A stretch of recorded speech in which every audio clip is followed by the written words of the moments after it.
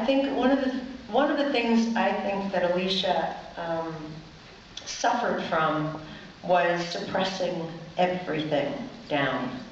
As someone who's incredibly passionate and who can, really emote her feelings, I think it's toxic not to be able to express yourself emotionally, especially when you're hurting. And I think from the beginning, when you saw Alicia,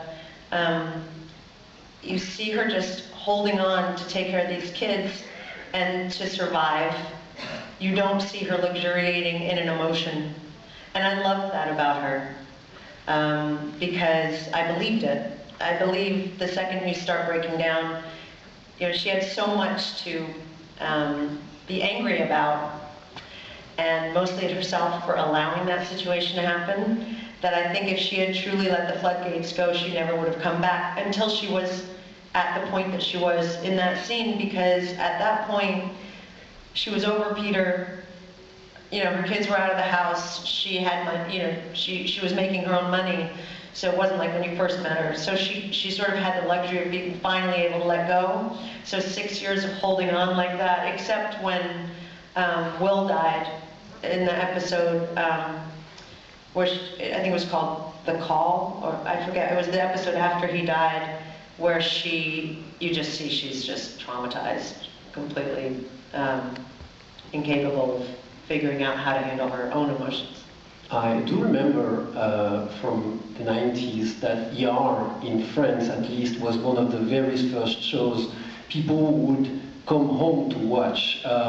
They would refuse dinners or parties and they'd say, no, ER is tonight on TV. Is that something you felt? I mean, I think it was worldly, it was not only in France. Is that something you felt quickly that people were reacting to this show? I mean, looking back at it, of course, but back then, did you realize that something big was happening?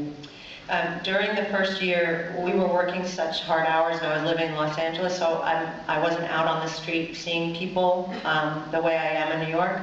So I wasn't quite as aware until we went on hiatus after the first season, and I grew up partly in England, and I went back to England to visit my friends, and I had never, up until this moment, gotten through customs easily. I don't know what it was. I just always was stopped and searched, and maybe it was the hair, the guitar, I don't know.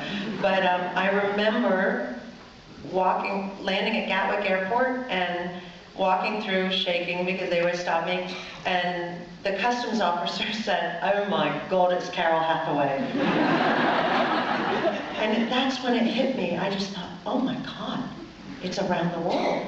That's incredible. And I breezed through customs. I was like, wow, this must be bigger than I realized. And that's when, after the first season is when I realized.